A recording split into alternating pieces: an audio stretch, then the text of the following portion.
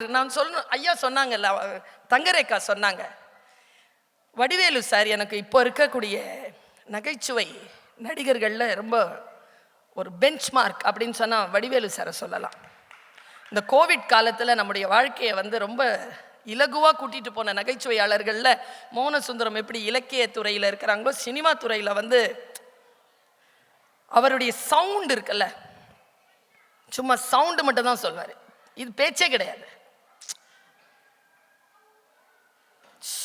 அப்பா அப்படி பாப்பார்ல, வடை போச்சு, அவ்வளவுதான் ஜோக்கே. இதுக்கு தாய் யார் நினைக்கிறீங்க? இதுக்கு யார் நினைக்கிறீங்க? தாய் மனோரமா அம்மா தான்.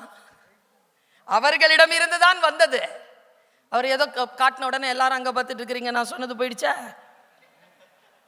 இந்த வேலையை தான் செய்வாங்க, கரெக்டா செய்வாங்க, பிளான் பண்ணி செய்வாங்க.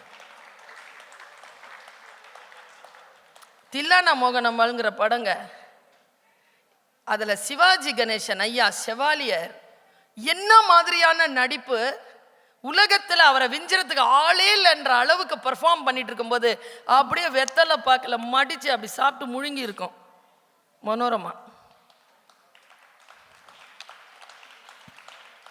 ஹே சில்லு, இங்க இருக்கிற என்ன சில்லுன்னு கூப்பிடாதீங்க, சில் சில் ரமாமணின்னு கூப்பிடாது.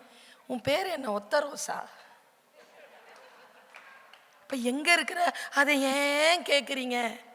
இங்க வாங்களே. இந்த சொல்லு இருக்குல்ல,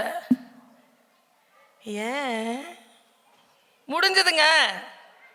1000 பேர் வந்தாலும் பக்கத்தில் நிற்க முடியாதபடிக்கு ஏங்குறேன்.